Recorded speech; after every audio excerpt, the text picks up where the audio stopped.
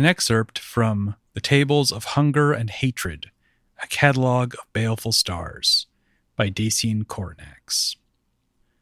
Well is it known, among those of learning and wisdom, that the stars which populate the night sky are a gift of the gods, an artifice of elegance and beauty, conceived by Larethian, and formed with the assistance of Moradin, Pelor, and Bahamut. And among those so educated, it is likewise common knowledge that this many-pointed wall of light was created as a barrier, demarcating the boundary between the earth and the heavens and all that is, and the far realm in which impossible horrors dwell. Yet even many erudite scholars remain blissfully ignorant of the sad fact that, though masterful in its craftsmanship, the field of stars is flawed.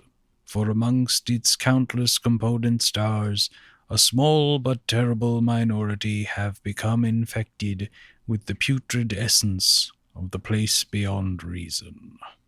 They have been converted from their divine mission of protection to a perverse desire to corrupt and destroy.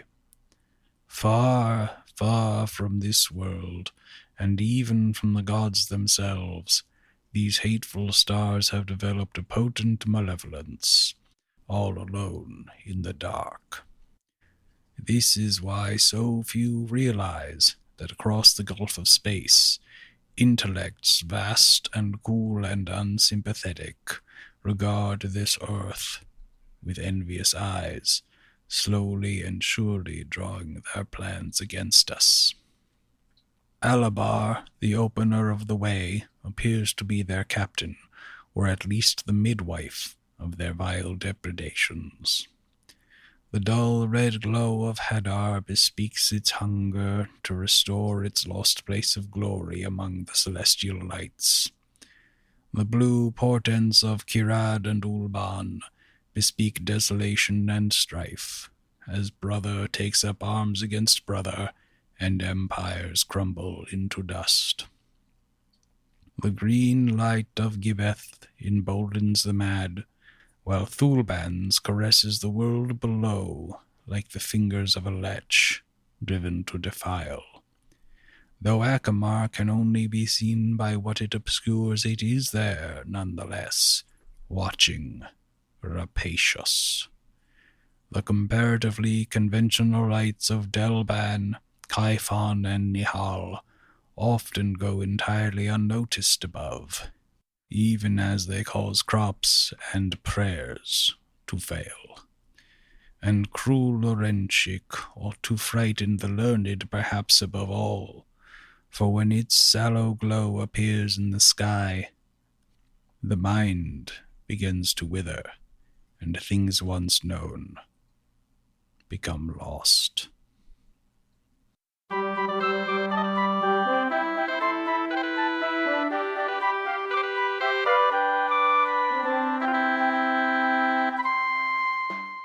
In the city of Greyhawk, 5 individuals are united by circumstance. A brewer priest, a haunted swordsman, a living relic, a caustic criminal, and a golem without a past. With the drawing of a single card, their lives have been turned upside down. Welcome to The Chimera, a role-playing adventure podcast. Our campaign this season is called Misplaced. It takes place in the venerable setting of Greyhawk, kind of, and we're playing with a modified version of 4th edition Dungeons & Dragons. I'm Vin LeBate, and I play Golden Hydrakashi, a Dragonborn rogue. Joining me today are... I'm Braden Lamb, and I'm playing Balmo, a halfling cleric. I'm Jeffrey Bard, and I play Sir Simeon, the human sword mage. I'm Josh Hallbachner, and I play Ashlar, a warforged sorcerer. I'm Kacey Smith, and I play Latchkey, a shardmind with the dual classes of Battlemind and Scion. And I'm Kelly Weissman Asprooth Jackson, the Dungeon Master. Now, let's get started. Braden. Yeah. Can you tell us about the kitchen at the Western Wind? It's not a very large kitchen. There's probably easy access to cold storage down below in the cellar. That's where most of the stuff is. It's kind of just a little stove, a little wood stove for heating up a few things. There's usually a little pot of oil for frying some things, and like a big keg of salt, and that's all there is for seasonings. Sometimes there will be a little pouch of exotic spice that somebody has brought in as part of their payment. Very good. Well, in this moment when we were peeking in on Balmo, he is just bringing up something from down the cold storage. I assume there's something he would need to use to restock the bar that's going to be kept down there. Either some beverage that's kept down there, or maybe something, I don't know, cocktail onions, or your call about what sort of things he might need to restock the bar. But he's coming through the kitchen on his way back to the bar when the door bursts open, and his friend Darbin Tolric comes into the kitchen with a big grin on his face and plunks a very large something in a sack down on the work table in the middle of the kitchen. He looks proudly at it, smiling and sort of waiting for Balmo to say something. Okay, Balmo gets a little conspiratorial look on his face, like kind of side eye, looking at Darbin and then at the thing on the table, and so he makes a guess at roughly the region Darbin was in recently, which is. Should I make a roll for that? Sure. It's always fun, grading rolls. It's always it's over 10. Where's my sheet with my skills? Where would this be? Nature? Give me well, you're trying to guess about a friend, right? So I think this is actually a good place for an insight roll, because Insight. it's about your insight into. That's pretty good for me. That's a total of 22. Okay. You haven't seen Darbin in a while, and you seem to recall that he was talking about going on some kind of a ocean voyage. So, and that it was somewhere in the east. So your guess is somewhere past the edge of the Flinnaeus, maybe to some of the islands, or possibly even Hepmonoland. Okay. Is it fish? Balmo asks Darbin, like trying to narrow it down in the beginnings of like a little 20 questions. I see that you've been misled by the smell. You're not the first one, you know. It is animal. Well, funny you should ask. He pulls back the opening of the bag just a little bit to reveal green leaves of some kind. Uh-oh. You dog. Now, you know that I specialize in dangerous game, and this is no exception. This creature, he pulls the bag open further, and you can see that it's some kind of a plant, but the plant has kind of like a mouth with, not like teeth, but like kind of spiny plant, like thorns, basically, but they're arranged in kind of a bitey kind of way. You see, not all plants are as stoic and peaceful as you may have been led to believe. Do tell. This one was quite determined to eat me. Luckily, I got the better of it. And I'll get the rest. Yes, this is going to make an excellent repast. In fact, I have an idea that I want to run by your boss. I call it a pop-up feast. Pop-up feast. Will there be levitation involved in this? Depends on who we invite. Balmo wakes up from his nap, and he is just back. as he's about to taste it to try to get a feel for what kind of pairing. Exactly. He wakes up from his dream/memory to realize that he's there. The party is, of course, still in Callista's quarters inside the princess. Same bright white light. They couldn't figure out how to turn it off while they were resting, so it's just been on with a certain amount of tossing and turning and trying to cover up one's eyes. Those are the party who were actually trying to sleep, at least. The space remains oddly scentless. The music is calming, peaceful.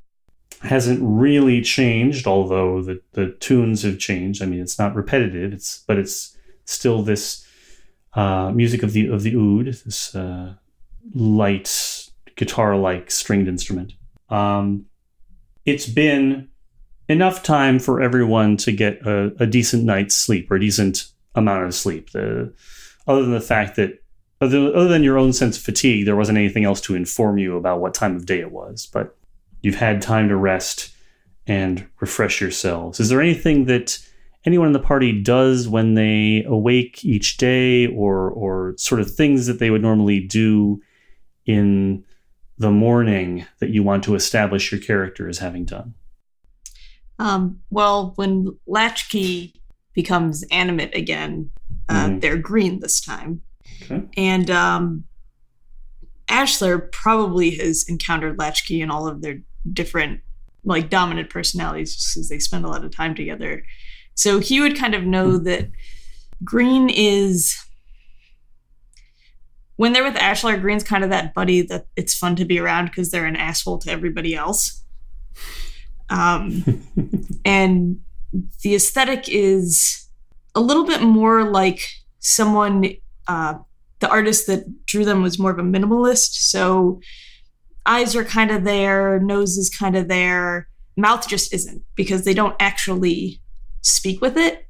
And every other personality has one because it's more comforting when the mouth moves when they talk, because then people can kind of not think about the fact that something's communicating them with it.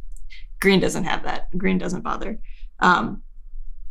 So they get up and look around at the cube, the room that they're in, and just sort of drum their fingers against their knee and stand and head out to join the others.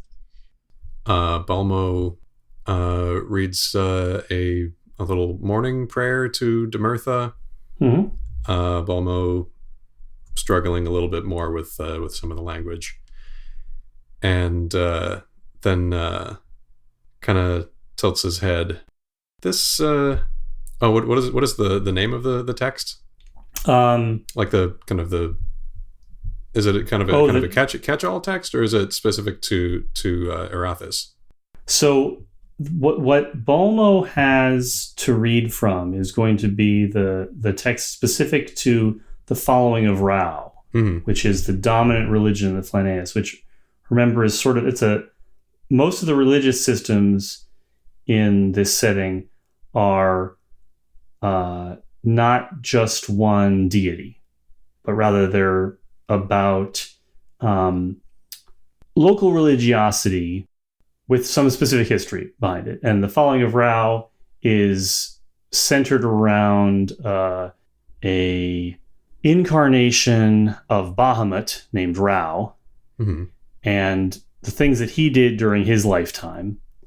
And that involved him interacting with several agents of a number of other gods. So the following of Rao encompasses people who follow Bahamut and Arathis and Ovandra and the Coralon.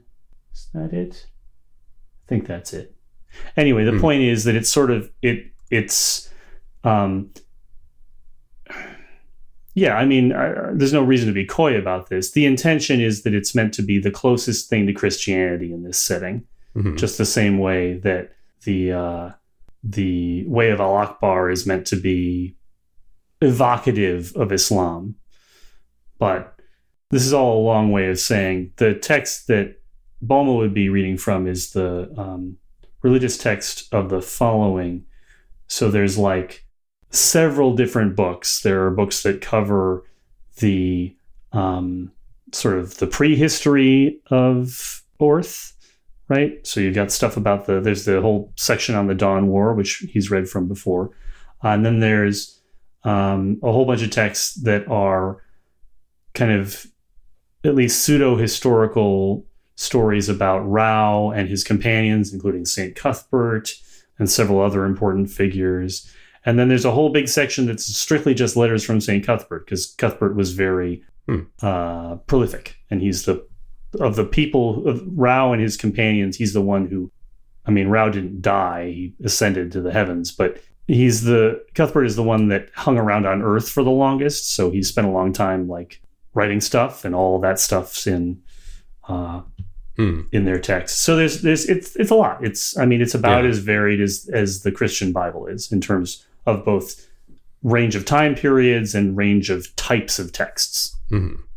Okay, so it might be like one of these letters from Saint Cuthbert on the nature of faith that Balma was kind of puzzling over here. Then, Mm-hmm. Mm-hmm.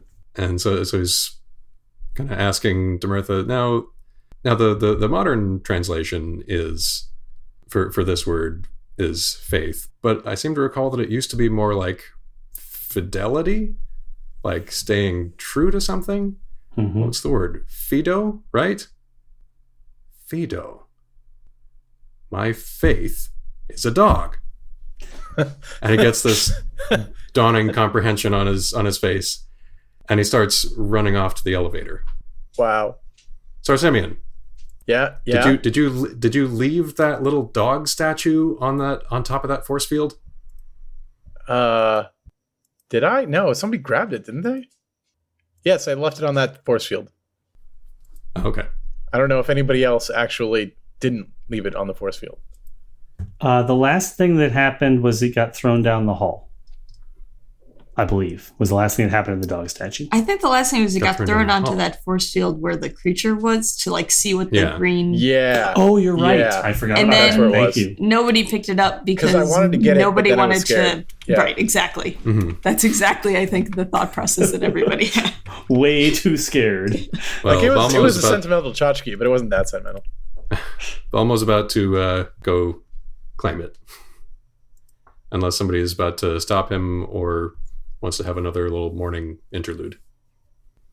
Anybody else want to establish anything about what their character's doing at the beginning of the day? Yeah, so normally Sir Simeon has a pretty repetitive ritual that he does every time he gets up and gets ready for the day. He basically, lays out his clothes, lays out all of the like little doodads and tchotchkes that he's brought with him on his travels, and there's a lot of them. And he puts them all on one by one in a very specific order. And the latest thing that he's added to that collection is the Callista card, which is the last thing he picks up and then he puts into his interior pocket in his robes. So that's what he does. But he's in the middle of doing that when Balmo says that. And so he's about half dressed when he goes to chase after Balmo and wake the rest of everyone else up. And where is he going now? Wait, Balmo, what are you doing? My faith is a dog. That's incredibly dangerous. What are you doing? My faith. Your faith is not a dog, Balmo. It's okay. Your faith is inside you. He's about to explain something very, very, involved and scholarly and thinks better of it and continues on toward the elevator. Sir Simeon will grab Laren Denjo and follow him. Okay, so Sir Simeon follows Balmo. Ash? Well, Ash doesn't have to sleep, so I would guess that I've basically spent the time that anyone else is out just kind of poring over the space, making little shorthand notes about what is here and looking for anything particularly interesting or unique or strange that I could kind of sit and ponder over for a little bit. And when they start to charge out the door, I'm gonna let them do it. Okay, so are we all taking the elevator down, or is it just Sir Simeon and Balmo? I didn't quite understand. I think it might just be Sir Simeon and Balmo. Yeah. The party is splits again. All right, then we're going to follow Sir Simeon and Balmo. And where is Demertha at this point? Demertha's with y'all. Okay. Yeah, then even more so, I think we'll hang out with her here and they can go do whatever that is. Okay. So, Sir Simeon and Balmo get in the elevator and head down towards the reactor chamber. Balmo, what are you planning on doing exactly? That little dog statue. Yes. It means something. It did mean something. I picked it up in a marketplace way back in Jeff. And there was a little kid who was actually selling it on the street. And I don't know, there was just something about him that made me think of my brother. And I don't know, I just needed to pick it up in memory of him. That's what it means, Balmo. Oh, that's nice. But it's also a St. Wenta's hound. What? I'm fairly certain it's a St. Wenta's hound. You're going to have to explain this to me. St. Wenta's hound did what? She had a dog, a big dog, who would help her carry rejuvenating libations out to people she found out on the battlefield. That's a good dog. But it is a very good dog. Why do we need to go get it? I need to get it. I thank you for accompanying me on this. Well, you're not going by yourself because that's crazy talk. So I'm coming with you if you insist, but it's just a statue.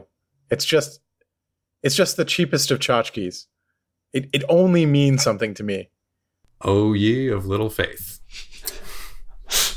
So the elevator slides back into its place. You can step out of the elevator shaft very easily.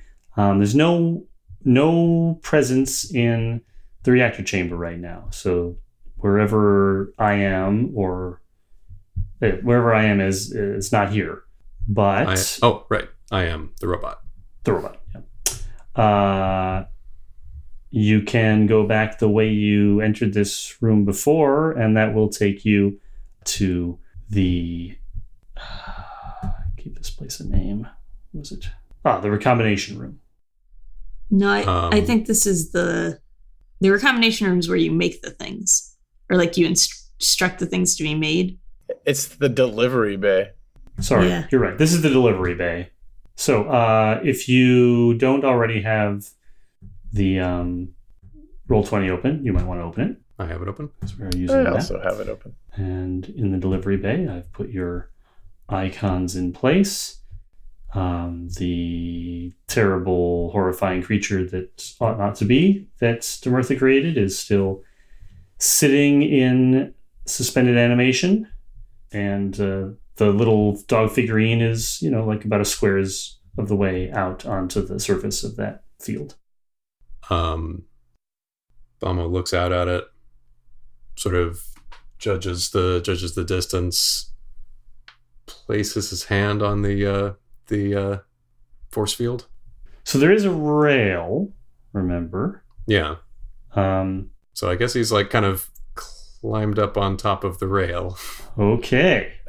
So Simeon's holding like the back of his shirt. This is feeling very Indiana Jones. Balmo, you don't have to do this. Your faith is not in objects, it's in you. He considers this true. He looks at the little dog figurine, puts two fingers in his mouth and whistles. As though summoning, and then says, "May we all be who our dogs think we are." And I think that'll trigger Balmo's new feature. Suddenly, with a golden glow, a very large, what we on Earth would call a Saint Bernard, springs into being and bounds toward him. All right. Does it appear? This is completely your choice, which is why I'm asking. So, does it appear solid? Does it appear more sort of insubstantial? Like, what does its appearance once it's created look like? It looks fairly solid, but let's say maybe a little shimmery, and it's about as translucent as a stout, let's say. Oh, wow. Nice. So when there's bright light behind it, you can kind of see through it. Cool. Okay, let's go back upstairs. Technically that's my dog. We'll see. All right, Balmo. I'm impressed. That is a leap of faith that I've never seen before. Well, yes. And luckily I didn't have to do any actual physical leap. Agreed. All right, let's go make sure the others are still okay. All right. As you head back into the reactor chamber, remember there is a door right across from the one. So the door that you have been using to go in and out of the reactor chamber is on the eastern wall of the reactor chamber. There's a door directly across from that on the western wall of the reactor chamber. And just about the time you're on your way to the elevator, that robot, the floating robot, comes back into the reactor chamber and says, "Where have you been? I have been looking for you." Upstairs. Yeah. In Callista's quarters. Is there a problem? There is an issue. Oh.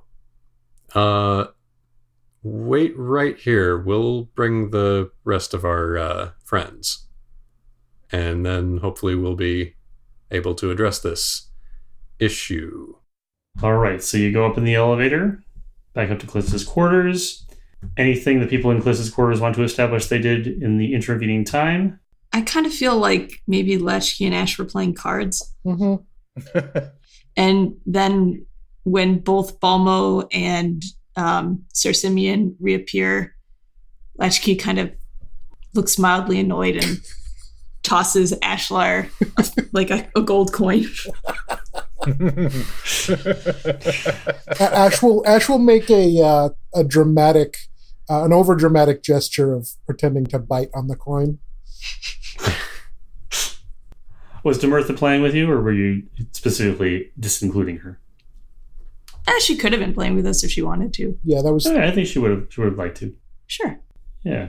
Frankly, Ash could probably bend any coin in his mouth. Yeah, that's why when we pretending. I'd also, just before we leave, I would just like to establish if there was anything of interest to me that I would have spotted or found while I was poking around overnight. This place is full of interesting things, and especially what turns out to be an oven and a sink are deeply fascinating and weird to you, but they're also not really mobile. Okay. So I don't think that there's anything that Ash can take with him that's of professional interest. Cool. Okay. Oh, except that tablet. Are we taking the tablet with? But that's Sir Simeon. I don't think he's giving that up. Mm-mm. I assume. No. So the rest of the party comes up in the elevator and presumably mentions that the robot would like to talk. Yeah. And there's also a dog. Oh, right. Now there's a dog. Yep. Big old doggy. So apparently that statue was not just a statue. It was Saint Wenta's hound. Literally. Well, it was just a statue. Until your faith turned it into a dog? Is that how faith works? Yes. I don't think that's how it works, Balmo. Do you see the dog here? I see the dog. This is how it works. But I don't have the kind of faith that you do. Exactly. Okay, maybe I have to drink more to understand this particular perspective. It's a start. Anyways, I.M. needs our help, so let's go and see what he wants. All right, so back down the elevator to the reactor chamber, where, I mean, I.M. is a floating robot with 9 arms, no real face, not really expressive in a traditional sense, but it is still somehow clear that he is deeply impatiently waiting for you to return. I guess sort of maybe by sort of hover pacing near the door from the elevator. Good. As I said, there is an issue. So what is the issue? It is complicated. Follow me.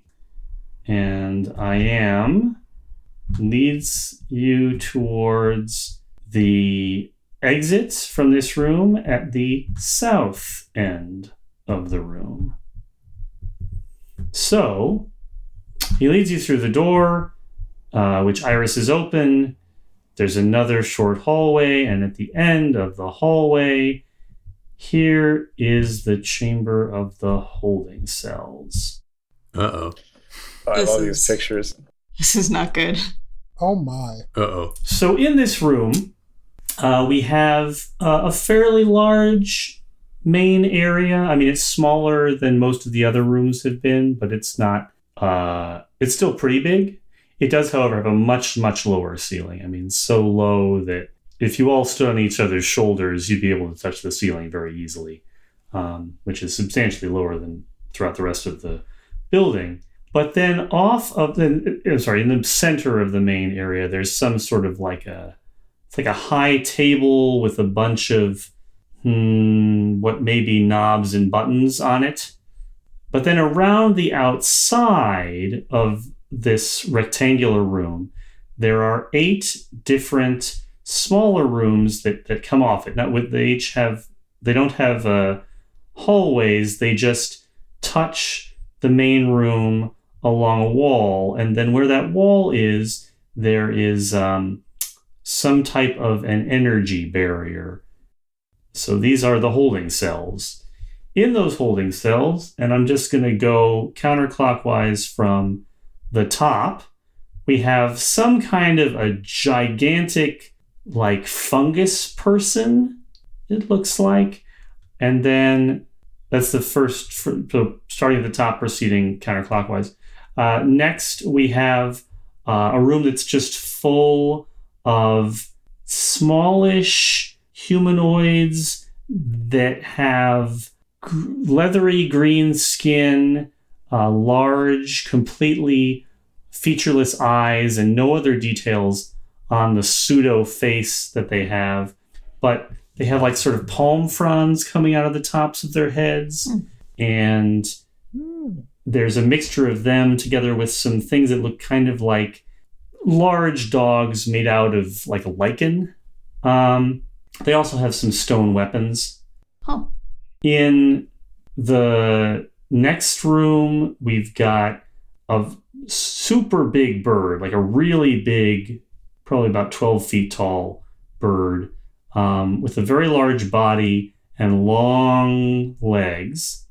And it is at odds. I mean, it's backed into a corner, and there are 3 smaller but still sizable, like, you know, the size of a biggish human, I guess, crustacean creatures with really big, nasty looking pincers, and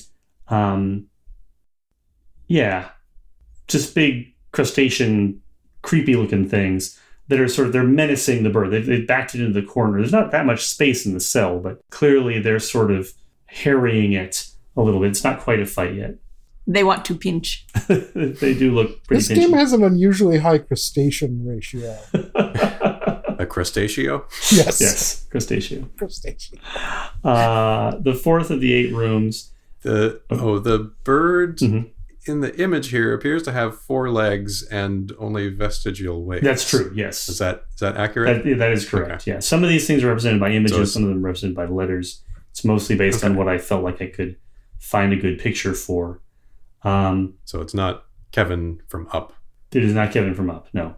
So it's a big, big bird, vestigial wings, but then 4 long legs. I mean, the leg in and of itself is roughly 5 feet long.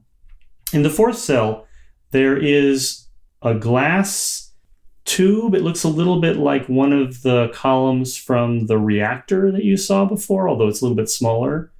And it's filled with water or some kind of similar fluid, and floating in it, moving about kind of languidly, is a humanoid with 2 arms that have webbed hands, a sort of a squid head, in that the head looks a lot like a squid. It's got like a round head, and then instead of a mouth, it's got a bunch of tentacles. Oh no.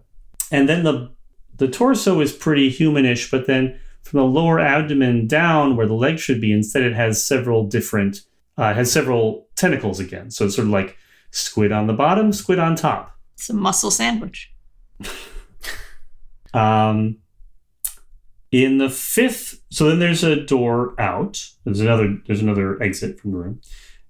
In the 5th room, we have a floating giant brain with a beak and again more tentacles. So like picture like an enormous, probably 3.5, 4 foot diameter brain. It's just floating there in space. It has a big beak, like a parrot kind of beak. And then coming down from the giant brain are several different they're tentacles, so they look a little bit like octopus tentacles. They don't have suckers. Instead, they have a whole bunch of very sharp-looking spines coming off of them. Gross. Yeah. Kill it now. I'm going to skip number 6 for a second, come back to it. Number 7 is empty. And number 8 is more of those little people with the palm fronds and the lichen dogs. Number 6, though, is there's a creature in there that fills the entire room, and there's very little space in there. It's cramped. The creature is clearly made out of vegetable matter.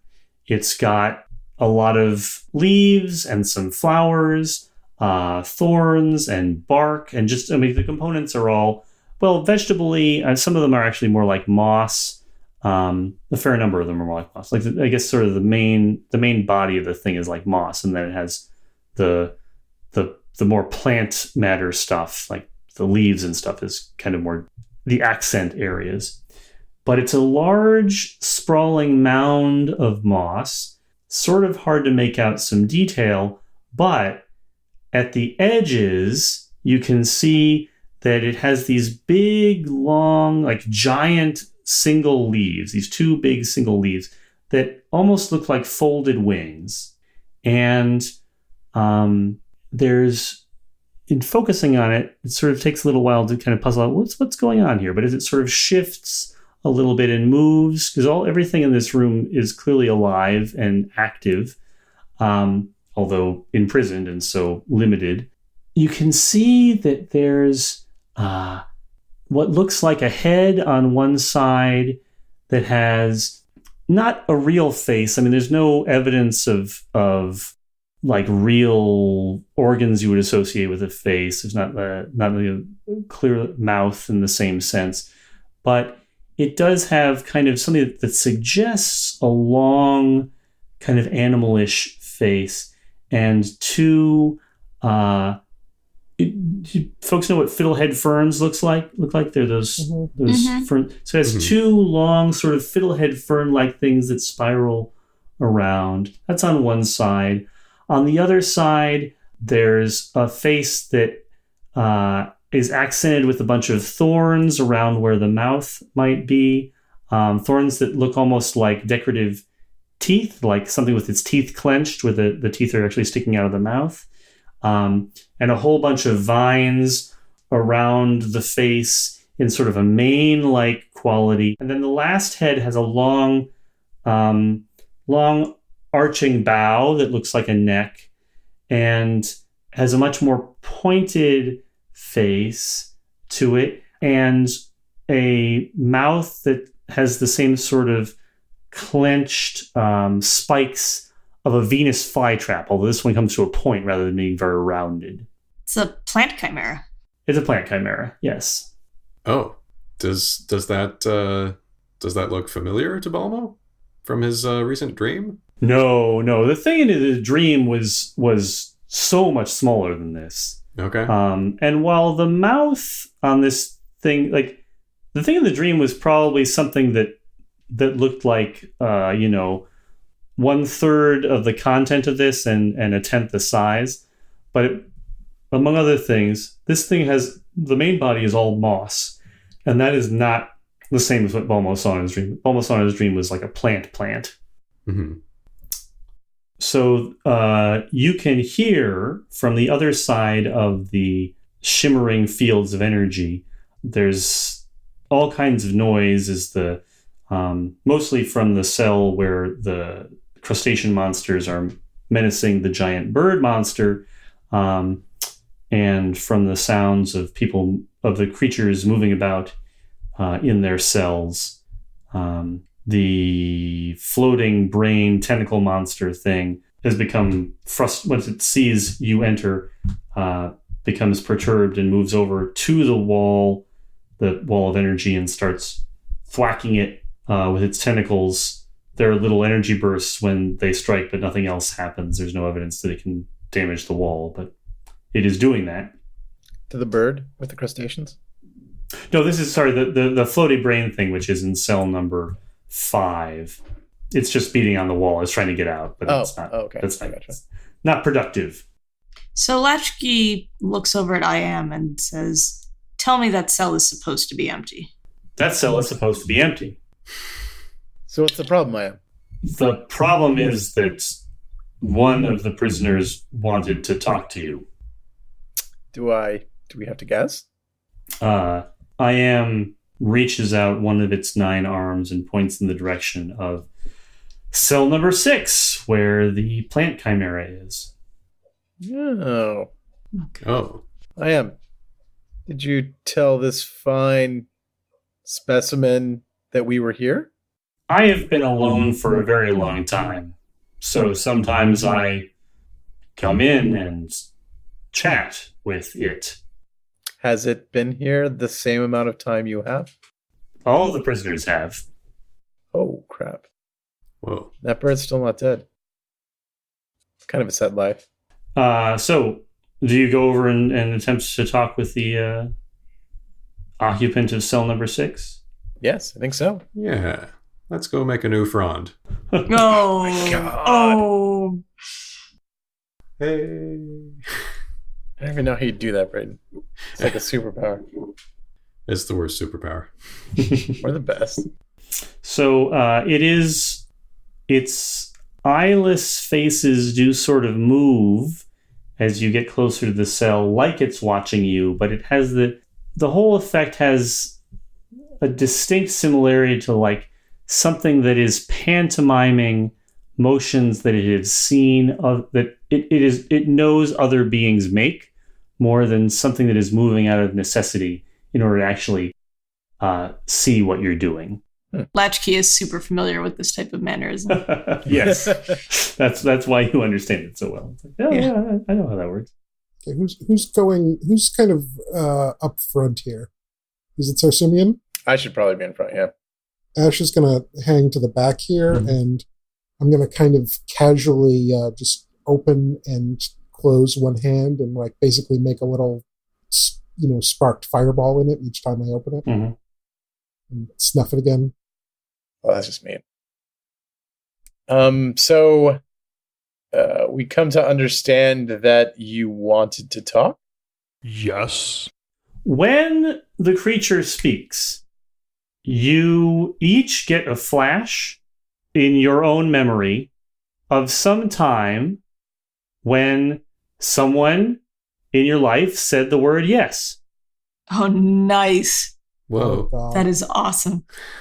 So that's the way it communicates. There's no actual sound going on. You're just remembering the word that it wants you to remember there.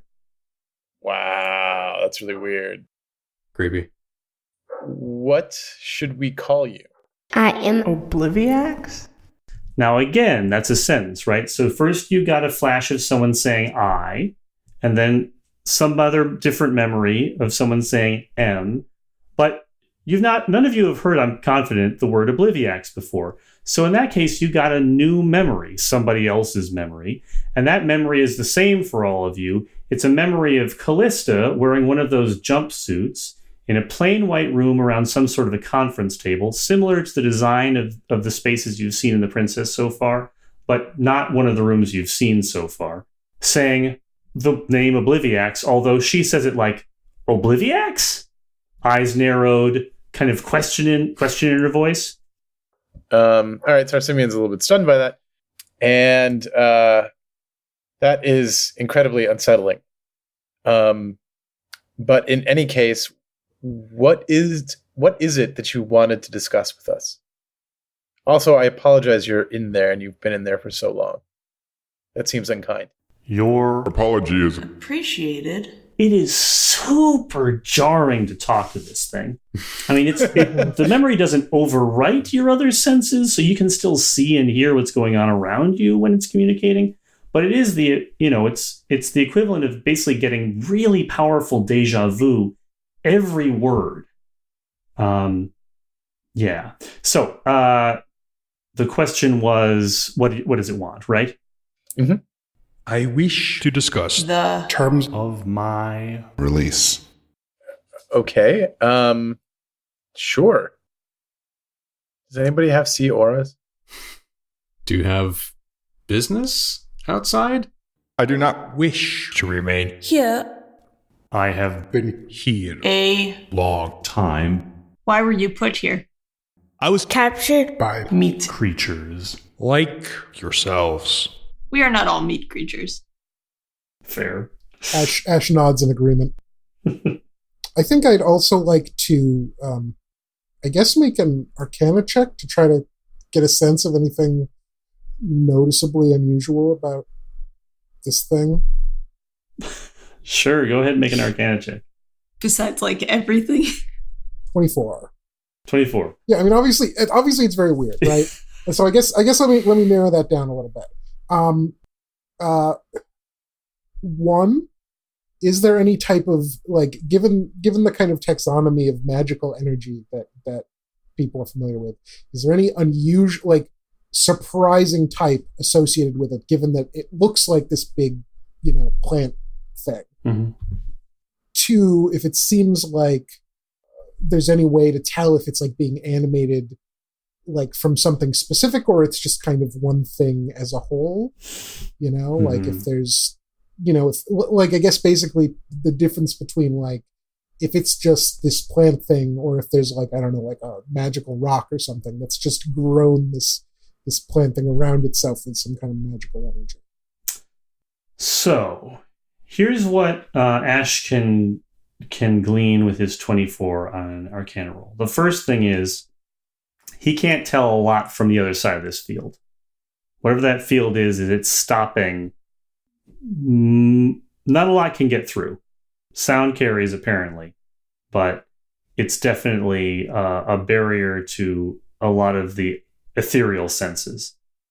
But from scrutinizing and looking carefully, and because Ash is a consummate professional, he can see, he notices that back in the mound of moss, behind the lion-ish head, there's some kind of a purpley pink glow. Purpley pink and blue glow. Like something else. I mean, this thing is dead on super magic-y. There's no question about that. But it seems like there's something else in that room with it, or some other component of it, or something else going on besides what already is super weird and deeply, deeply magical. Pay no attention to that glow behind the curtain. There you go.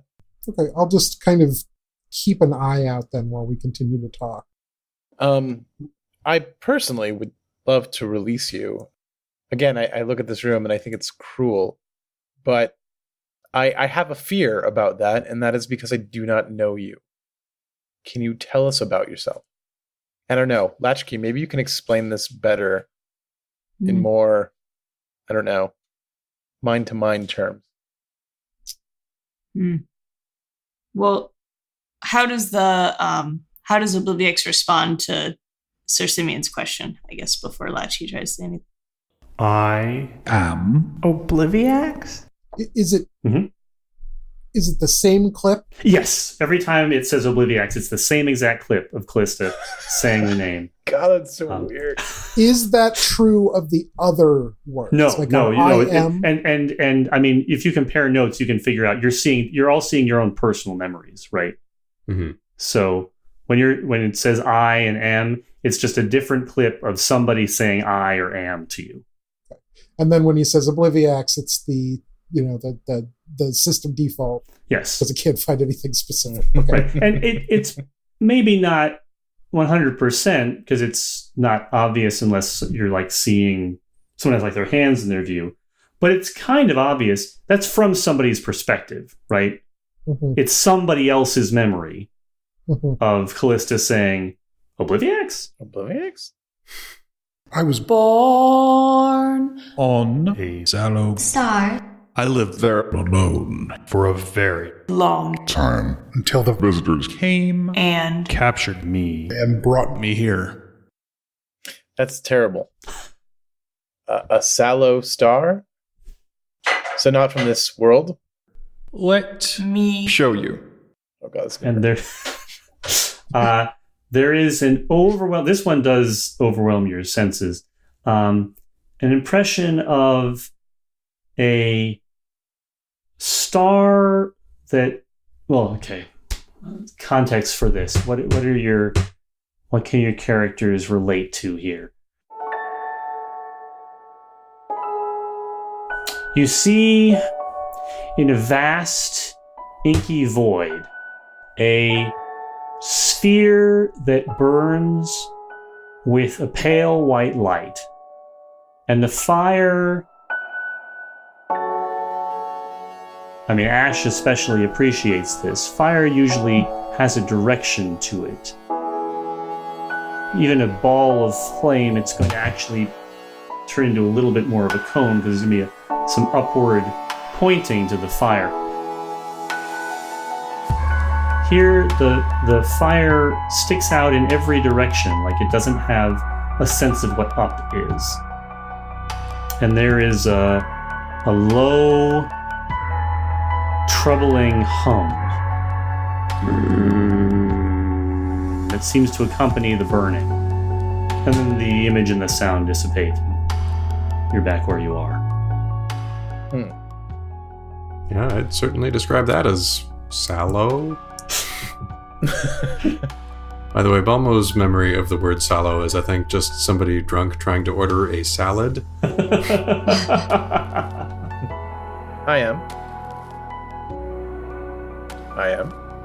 I am comes over from... I am has been hanging out way far away from this room. Comes a little bit closer, not a lot closer, and says, yes? Do we all understand this is a chimera? Like, is that something we all grok, or... We've all seen those cards about 30,000 times now, so... Mm-hmm. Okay, I just wanted to make sure that I wasn't like speaking out of knowledge or something. Is this what the project is named after? Is Obliviex what the project is named after? No. Obliviex just looks like this right now. It doesn't always look like this? No. It hasn't been able to change shape since it was stabbed. Why was it stabbed? Because it was trying to kill everyone. No. With what? It's more of the rod, isn't it? Baron Lum's sword. Baron Lum. That was one of the names from the list. Yeah. How about everybody make me a history check? Sure. Okay. That's the thing I'm good at. Here I go. Oh, man. I give myself +5. Okay. I got 25. 24. 5, 24, I got 20. 20. 34. That is certainly good enough that everyone, and Balmo, you're close enough that you can. I'll let you decide whether or not you want to remember this correctly or slightly wrongly. Since you got the lowest score, it's a number that we probably would have given you the information for anyways, but since you rolled the lowest of the group, you can make the call if you want to be off in some way. But I have approximate knowledge of a great many things. It's definitely enough to remember that there is a figure from history from like 1,000 years ago, like a long time ago, named Lum the Mad. And he was definitely a baron or a duke or something. Mm-hmm. Tried to take over the world, didn't work out very well for him. Famous for his machine. Any other questions or responses? I'm assuming Obliviax was attacking everyone because you trapped him here and you didn't want to let him leave. I didn't do anything. I just maintained the reactor. Well, I mean, in general, the project. Well, it didn't happen here. It happened outside, so I wasn't there for it. But I do know that they were worried enough about how dangerous Obliviax was that they left the sword in it when they put him away. What did they want him for? The same reason I imagine they wanted all of their specimens. Which was? I have no idea. I'm going to step out around to like the frontmost area. So I guess, just kind of a step here and look at Obliviax, kind of stare at it for a moment. Mm-hmm. What happened when they came for you? I found out how Delicious. Memories. are. That sounds ominous.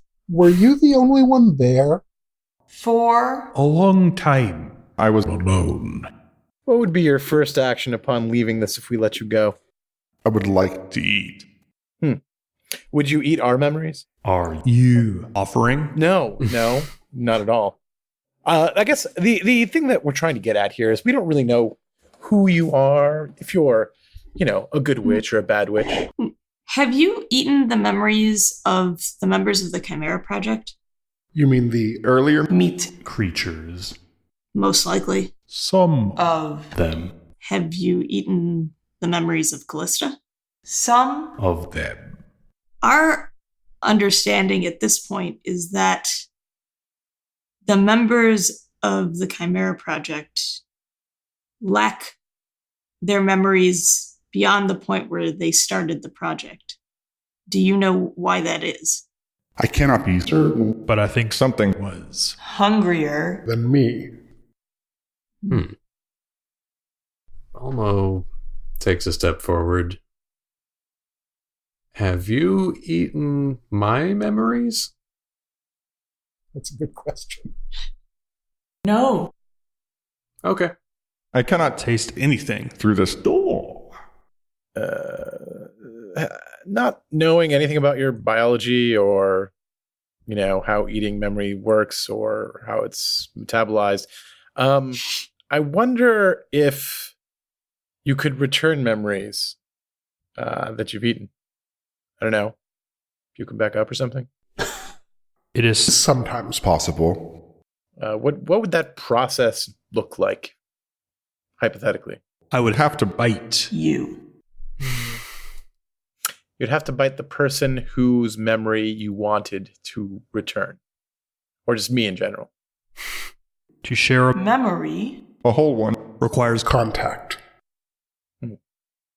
What do you offer us if we release you?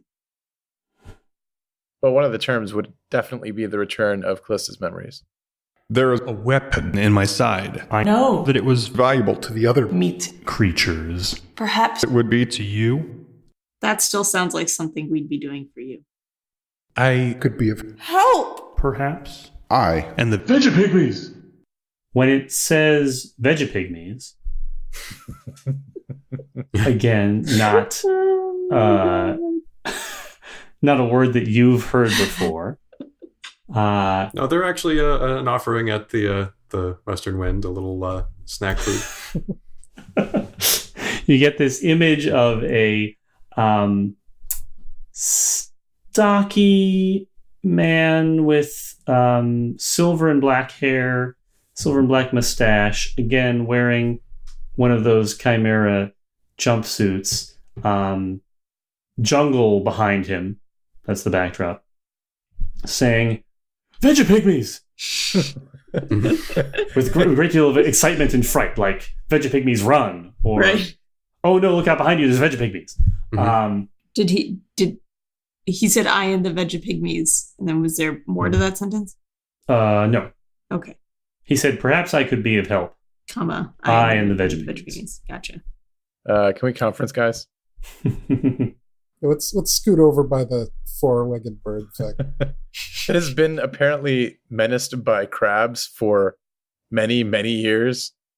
So here's what's happening in the pen with the giant bird thing and the crustacean monsters. They're menacing it and they nip at it, but it's clear that like they can't hurt it. So there's something, for whatever reason, and it like pecks at them and they don't get hurt either. Like something, it's not they don't look like they're pulling punches, but it rams down at one of the crustacean-y things with a giant, very hard-looking beak, and then no injury result. That's interesting. We've got an empty one we could test it in. You go first. I might. But anyways, I'm a little terrified of Obliviax. I also feel bad for Obliviax. I would like to get Callista her memories back, but without knowing where Callista is, I don't think that's useful.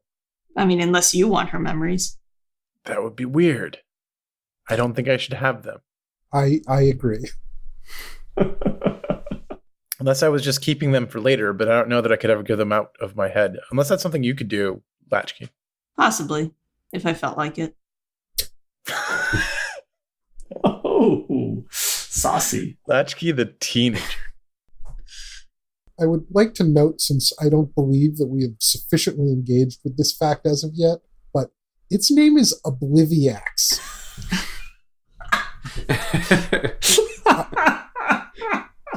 While I understand that names can be given for a variety of reasons, this strikes me as something that may have some significance as to the temperament of our newfound vegetable friend.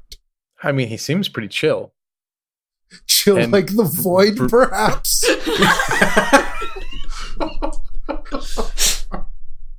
I don't know. I hate to see all of these creatures in here. I don't think it's fair. I don't know what this Chimera project is or what it does or what its main goal is, but I think they must be one of these ends justifies the means kind of organizations, and I don't like this. I'm going to poke my head up over the huddle, which is easy because I'm standing next to Balmo, and kind of gesture to I Am again to come over. I Am comes over. Is there any way for us to release it directly out of... I'm trying to think of do I just say the princess? I guess I just say the princess. Yeah. Is there a way for us to release it directly out of the princess?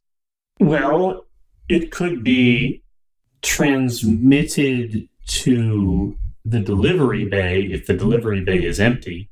No. Then can you fold space and time? Space and time? Only for me, personally. Okay, well... Space might be sufficient. Scratch that plan, I suppose.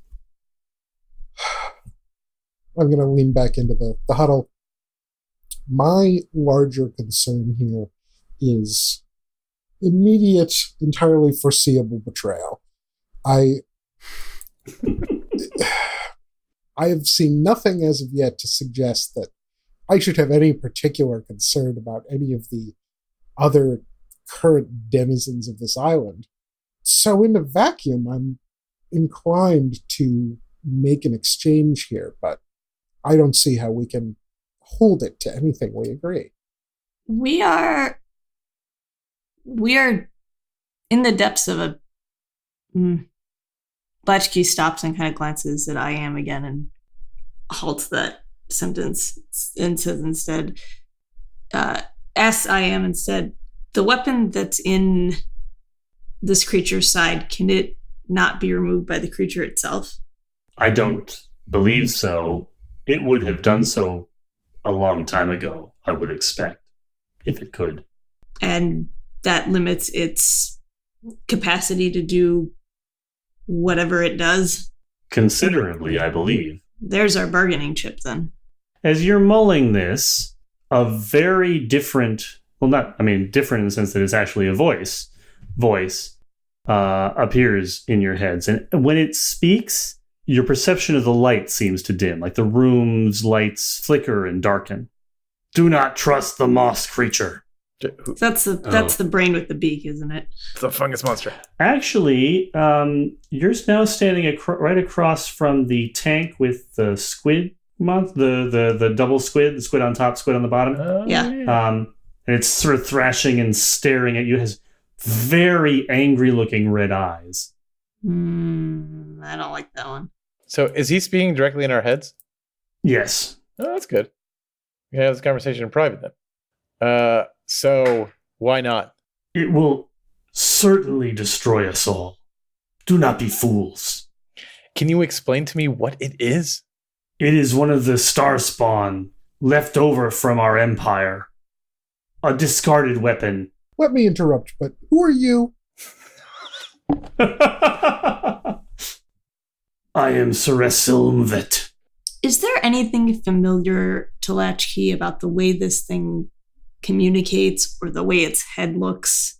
Not in a like, oh, I've seen this in the past, year that I've existed, but more in sort of a visceral, like eons ago sort of way. How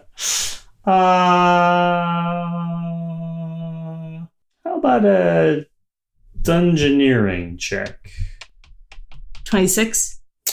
Yeah, okay. So definitely Latchkey is familiar with the idea of a mind flayer. Yeah. It is a mind flayer. Goddamn. And this is a mind flayer, except that mind flayers are supposed to have legs. Right. That's what I thought. But in every other way, in the sense of proportion, in the physical description, in the talking in your head thing, it's a mind flayer. I mean, you would say, hey, it's a mind flayer, except it has tentacles for legs. Does it look like it was like sewn together or something? Looks like a totally believable creature. I mean, there is no evidence of like a seam or back alley surgery or anything like that. This is the Chimera Project, after all. I wouldn't trust that one. I don't trust that one. To be clear, I do not trust any of them. We'll trust that one the least. A counterpoint. The other one's name is Obliviax. Who named it? Called itself that. That is an excellent question. Yeah, I mean, if it's those jerks who showed up at its home and started trying to steal it. It named itself. Oh, well then. It hates all life. Not all life, surely. It said memories are delicious. I go back to Obliviax. Obliviax? When you said your and the Vegapygmies help, why did you include the Vegapygmies? The Vegapygmies! And the Fungal Goliath. When it says it's probably, well, no, Fungal Goliath. Yeah, you've probably heard those words before, so you don't need anybody to come in and from off screen and tell you from somebody else's memory. Never mind. The Vegapygmies! and the Fungal Goliath Are extensions of. of myself. What about the moss dogs? They are extensions. of the Vegapygmies! So they'd be like your fingernails? If you like. Conundrum. Now, the memory you showed me of Vegapygmies, when you use the word Vegapygmies, looked like they were out in the wild somewhere, not in a black star like you said you came from. We did have some time Here, before we were imprisoned. Obliviax, there's got to be a good reason to let you go. You terrify all of us. And, there's the small thing of your name. And, we're just kind of scared that we let you go, bad things are going to happen to us, and then bad things are going to happen to the world. We don't want to be responsible for that. So why? Why should we let you go? So we've established that Sarsimian comes from the Paynims, Yep. right? Mm-hmm. The Paynims are a nomadic people. They're essentially like, the rough comparison is probably that they're meant to be like the Kazakhs or somebody, one of the other presently Muslim peoples of Central Asia, right? So they live on a arid steppe. They are horse riders primarily. They're used to their culture, and their setting is defined by wide open spaces, a great deal of unclaimed or unregimented territory. They live closely with their horses, so travel speed is very important to them. Like they don't live clustered together; they live spread out. And they move around a lot. Here's what I'm getting at. Somewhere in Sarsimian's memory, there is a recollection of an important figure, let's say probably his father, giving him some sort of a lesson about the importance of freedom, the determination to be one's own master, and to be able to range as far and as freely as the wild horses roam across the steppe. That is Obliviax's answer, that memory. Oh, fuck, he's good. I think he just won his diplomacy roll with me. So I think that, we all have to be in agreement, but Yeah. I feel like Obliviax makes a good argument, and I think that, at least for some of the things here, maybe not the Mind Flayer, but we should consider all of them. Well, we didn't experience your memory, did we? No, that was... So you just asked him a question, and then you thought for a second and said, that's Yes. it. That's a good reason. That's exactly what happened. Yeah, Bulma's going to call him out on that. It's, wait. Well, you ask him. Or Obliviax, you can just share it with everybody if you want. Okay. Obliviax's answer for everybody. So, Balmo, you remember the night after it's probably a couple of days actually, after you accidentally killed that guy in the bar fight. Mm-hmm. And you're in the cells in the 3-cell jail that they had in town. And you don't know what's going to happen next, but you know it's not good. And Brother Durin comes to the cell door and says he's there to help you, and if you'll live by live according to the rule of the Order of Saint Wenta, you'll get to live and have your freedom again. That's your answer. Ash, your answer is the memory of Arcady Anchorshot brushing dust and sand and soot off of your face so that your eyes could see again, and digging away the rocks so that your arms were free again, and pulling you up out of the old tomb that your body was buried in, and bringing you out into the light. And Latchkey, your answer is the memory, and I'd like you to tell us more about this, because I don't think we specified it. So when did you first leave Warren Starcoat's?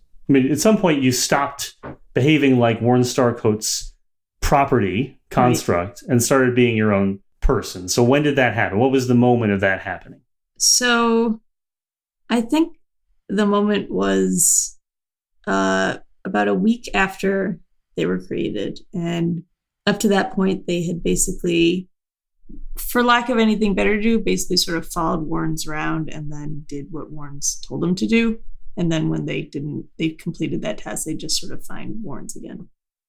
And so Warren's head was didn't always want to be followed around, so had just given Latchkey an instruction to wait in the sitting room. Mm-hmm. And so they were waiting, and they saw rain out the window. And so of their own volition, they stood up and walked to the window and opened it and leaned outside to feel the rain. And it was completely new and completely familiar at the same time. And something about that made them realize that they could do things without waiting for that instruction. And that was immediately liberating. So that's your answer. Yeah. So Latchkey says, I'm assuming we all were given inspirational moments that reminded us of our own freedom, but none of those moments then became, and then I ate the memories of everybody in the planet. Well, I mean, take a look at this, right? Like, we could leave the sword in him. We could take his help as he's offered. There are things we can do to mitigate it and maybe perhaps get to know him better. We can do this in stages. What? Can we? Because I feel like the door is open or closed. Well, there's the door, then there's a sword, right? We don't have to do both of them at once. And there's also getting out of the princess. I don't know if Obliviax has the capability to get free of this facility on its own. What is the likelihood that we can access the insight of anyone who isn't either a member of a notoriously evil cross-dimensional invasive species or named Obliviax? Because so far, all the other actors in this little drama are less than trustworthy, in my eyes. The enemy of your enemy is your friend. The creature, the floaty brain creature with the spiky tentacles, Oh, right. it's in the cell that's kind of between. I don't like that one either. Oh, this asshole. This is like the psionic room or something. It's been banging against the field wall for no reason, to no effect. Shouts in a shrill voice in deep speech, which Latchkey speaks, right? Yes, but not right now. Okay. Well, Latchkey still recognizes the sound of deep speech. Yes. Even though they cannot currently speak it. Okay. So Latchkey is going to look over in mild annoyance and say 5 minutes, and then they're going to turn blue.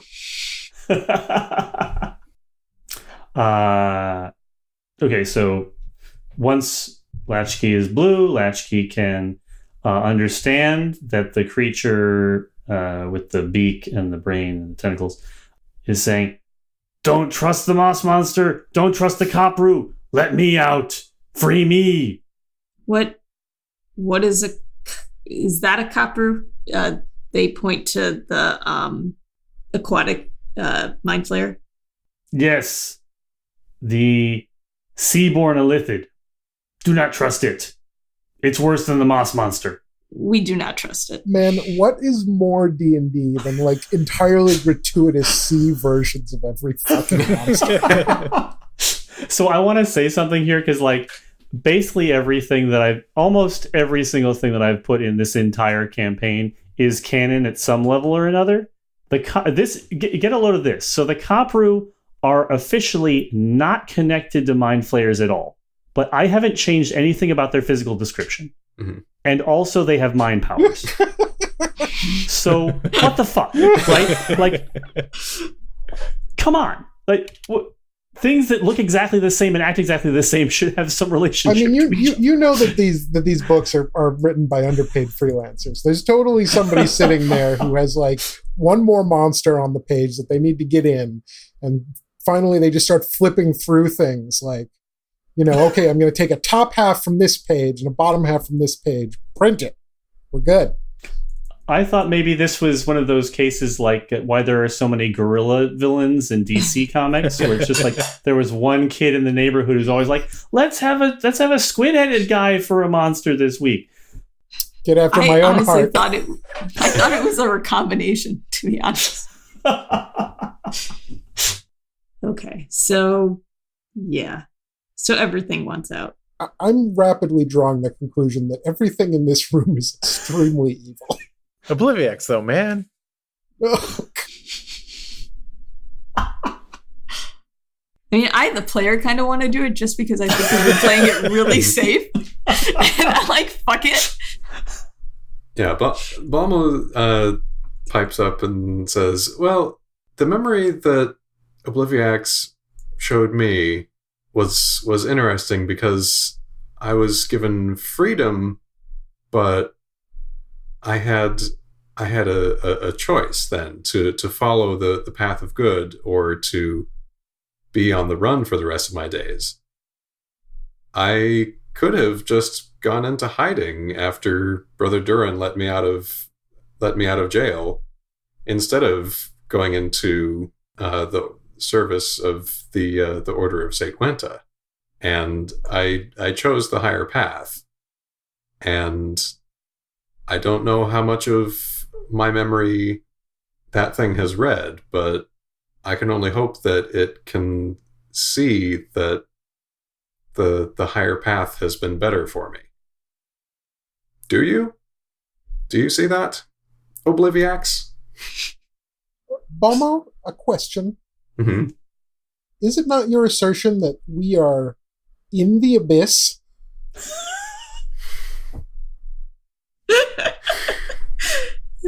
Just checking. Well, I've been rethinking that. I think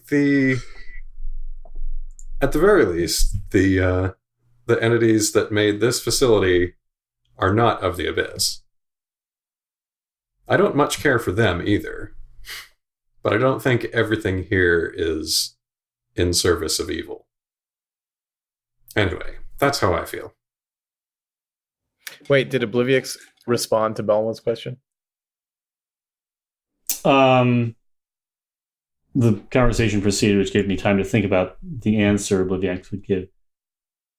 Balmo gets an answer because Balmo asked directly, and it's a personal question. So what he gets is personal to him. So, Balmo, what you remember is a time a little while after you started working at the Western Wind, when there was a child who came wandering through the front door. He'd gotten lost. He was looking for his mother. You gave him a little meat pie to eat and helped calm him down. And then you went and helped him find his mom. And his mom showed up very quickly and sent him on his way. And you felt really good about it. Now, am I me in this situation? Or am I... Am I me and you're that little child? A side note, it just occurred to me that there might be an invisible thing in the room that's empty. Oh, that makes this easier.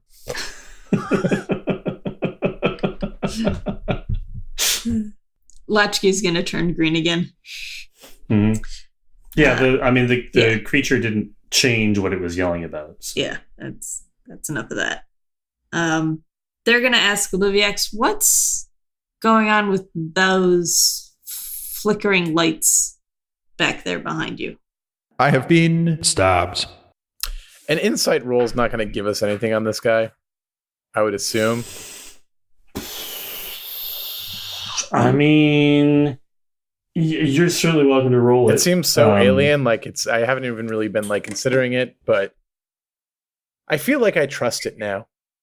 Okay. Like that freedom discussion, like I really get it. I understand where he's coming from. And I think the rest of the people in this room are just haters. But I won't release him without the okay of everybody in the party. This is something that if we do, we should do unanimously or not at all. Actually, can everybody in the party make an insight roll for me? Yeah. I'm gonna give myself a little Harmony of Arathis. Say, may we get what we want, but never what we deserve. 24. 23. 19. 11. So Sarsimeon notices that Demertha, who's way over here and has been hanging out kind of feeling edgy about the whole thing, has been sweating and shivering for a while. Oh no. Demertha, are you okay? Hey guys, there's something wrong with Demertha. I go over to her. Yeah, Balmo goes over. Hey, how's it going? It's in my head. This is. She puts her hand against her temples. She's clearly in a lot of pain, some combination of physical and existential. It's not totally clear what the balance is. But she's obviously, upset to the point of being deeply disturbed. Is this something that a saving throw might help her overcome? That might be a good idea. Yeah. No, don't. Out. I mean, she's getting more and more agitated. I'm going to start escorting her out of the room with the idea that this may be one of these creatures doing something bad.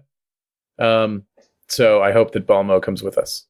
Yeah, I'll start escorting her away from the buttons again, and give her a little divine malt to give her a saving throw, and add my tier to it, which is 1. Okay. Once you're out of the room, right, because you were going out of the room into the hallway, yeah? Mm-hmm. Once you're out of the room, she really calms down, and she's still got some clammy sweat going on. She's like, the thing with the tentacles. Gonna need you to be more specific. The one in the tank, I guess. I don't like that thing. Please, let's not go back in that room, all right? Okay. We don't have to go back in there. Are you gonna stay here, Balmo? I'll stay here with her. Sarsimeon, you know my vote. Okay. 2 yeses. I'll go back in the room. While they're out of the room, Obliviax. Okay, I guess step 1. Brayden, give me a riddle. Okay. That Balmo knows. All right. A wee little man in a bright red coat, a staff in my hand, and a sword in my throat. Oh, a stone in my throat. While y'all are out of the room, Obliviax says, Would you like another Riddle? I am? And I am swoops right over. I am has been sort of avoiding Obliviax this whole time, but swoops right over to Obliviax and says, and like intently sort of clasps a couple of its arm claw things together, like it's waiting for the riddle. And Obliviax gives that riddle. A wee little man in a Bright red coat, a staff in my hand, Stone. in my throat. And I am keeps clanking its pincer things together. I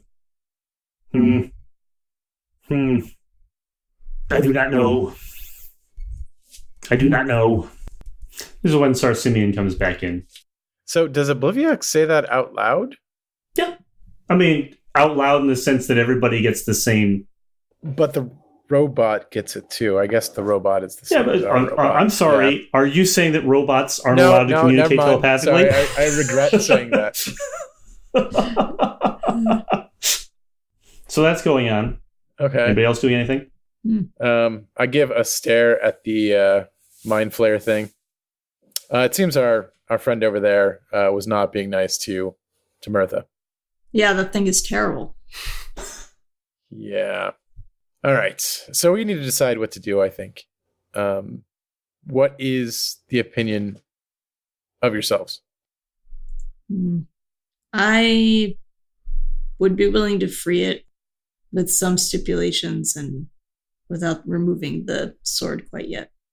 Yeah, do they have to take a vote themselves?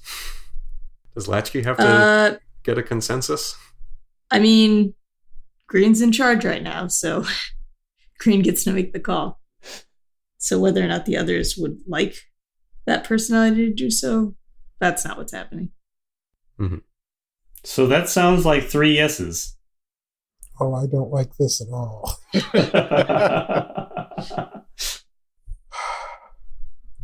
What terrible sequence of events led us to the point where Ash is the one considering standing athwart this rumbling train? How did we come to this? His name is Obliviax. I mean, look, I know this is a terrible idea. Ash is going to make like the most dramatic of those energy sighs that he makes. Just like for a full 30 seconds. Fine, let the monster out. All right, Obliviax. We've come to a conclusion. Everyone at home is like screaming at the Don't go down the stairs while this is going on. Don't free Obliviax. Yes? So, first off, you can't. If we let you out, you can't go running around eating the memories of all the people. That's just not cool. I understand they're tasty. I don't know what they taste like, but in any case, I don't want to be responsible for the end of the world, and I don't think anybody else in this party does either. If you do start to do that, we will have to hunt you down and then put you back, which I don't want to do because I want to believe that you are not what everyone else here is saying that you are, and that your name does not actually reflect your intentions. We will not remove the sword for now. We are terrified that if we release the sword, we will release something terrible. So we'd like to get to know you better. We would like the help of you and the Vegemites. Vegepygmies. Vegepygmies. And the Vegepygmies. So with those terms in place, we are willing to release you and to give you your freedom within those terms. I most happily agree to your terms. I mean, you're not going to just start killing, wrecking everything. Like, are you the one responsible for the broken thing over there? Oh, the containment yeah. thing? I mean, you need to clarify. Is that the containment thing? The containment device. No, I am not. Okay. I am, is that true? That is true. The answer is cherry, by the way.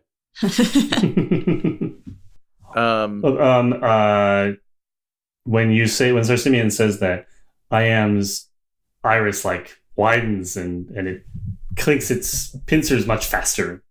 Seems pleased by the information. I was going to get it. All right, then. Let's open it up, I am. I am cruises over to the table with numerous switches and buttons and various features on it and taps a few things, and the barrier comes down and Obliviax moves out, sort of sprawls. It doesn't take up a lot more room than the shape of the cell, but it just kind of flumps, right? Like now it's not bounded by walls in the same way anymore. It's just like, very... Actually, you all experience different memories of a very satisfying sigh. So much better. All right. So, I am. Is there anything in that empty room? That room is empty. Okay, good. Just wanted to make sure. And then I suppose we should let out your Vegepygmies and fungus, giant fungus, Goliath. Yes, please. I would like to suggest that as that's happening, the party meander towards where Balmo is, just in case. Yeah, assuming there's some kind of sound that signifies the containment field being opened, Balmo's going to poke his head back in. Unfortunately, the nature of these doors is that there's not a lot of opportunity for sound to carry, nor is it really possible to poke. Like, it's very either or, right? Either it's closed, and other than maybe if something's banging on it, you're not going to hear a lot, or it's all the way open. Well, I'll stick with Demertha until somebody opens the door from the other side. Which is what we'll be doing right now. All right, so Simeon opens the door the same time that I am opens the doors to the other cells, at least of the various vegetable creatures, well, vegetable/fungus creatures, /lichen. Thank you very much. Your help is really quite appreciated. One of the Vegapygmies comes over and they're kind of hanging out, like they're also kind of stretching and I don't know, they move about in this kind of odd fashion because they are separate, but they're not exactly separate. They're all part of some group consciousness in a way. But one of the Vegapygmies kind of moves away from the herd over here and comes over by Obliviax and climbs up on the mossy hill and starts pulling at the sword in its side. That was not part of the agreement, Obliviax. I am very Sorry. But the agreement will have to change now. Well. So, Balmo can see Obliviax now, right? Because the door is open? Mm-hmm. You should have run. What? Remember, Balmo said he had this choice, right? Oh. He could go actually fulfill his promise and join the Order of St. Winter, or he could have just run. In that sense. Yes. Crap. That was good. So yeah, the various monsters start to advance on you menacingly. So, hang on. So, we got rolled. Yep. Well, hang on. Hang on. We saw the Vegapygmy trying to pull the weapon out, right? Yep. Right. I think we want to prevent that from happening. Mm-hmm. So, if we're going to fight this, if this thing is going to fight us, I think we need to do our best to prevent that from happening as soon as possible. Okay, so you're maybe not going to start by running. You're going to stand your ground while they advance on you and maybe try to stop what's going on. Okay. Yeah. That's legit. Mm-hmm. This seems like the right place to cut the episode, and we'll pick up with resolving our terrible, terrible decision. The situation. So in your very limited defense, I just want to say that I had like 5 or 6 different strategies here for getting some or all of these monsters loose so that you could fight them. Mm-hmm. I didn't really expect the first strategy to win, but that's cool. The first strategy being ask to be let out. The most obvious. Ask nicely. I gotta say, Obliviax was super charming. I couldn't say no to him. Yes. A real gentleman moss monster. Yeah. But I really want to know if Balmo still knows that riddle. Oh. Good question. Obliviax started telling it when he was still behind the security field. Yeah. So I'm going to say yes. Yes. Okay. Does anybody have any parting line before we end?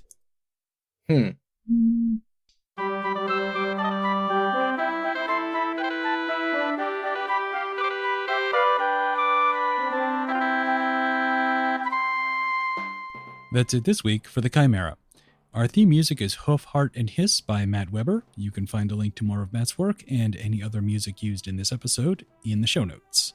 You can also find us online at thechimera.space or on Twitter and Facebook at ChimeraPod. If you enjoy the show, please consider leaving us a rating and review on Apple Podcasts or just telling your friends. Join us back here in 2 weeks for the next episode, and thanks for listening.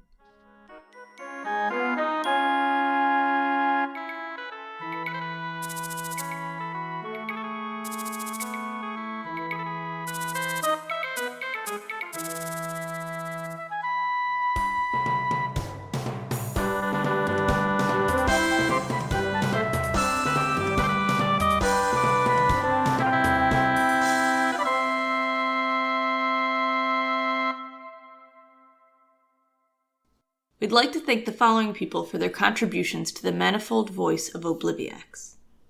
Chris Osborne of Play Comics and Meddling Kids, Derek Graziano of The Sometimes Geek and Rolling Misadventures, John Horsley of Spoiler Country, Tegan and Sadie of Super Awesome Sisters, Brandon Cruz of Interdimensional RSS, Apathetic Enthusiasm, and Submitted for Your Approval, and Torey Griffith, who is not affiliated with any podcast but just happens to be an awesome human being. You can find the addresses to all of these podcasts down in our show notes.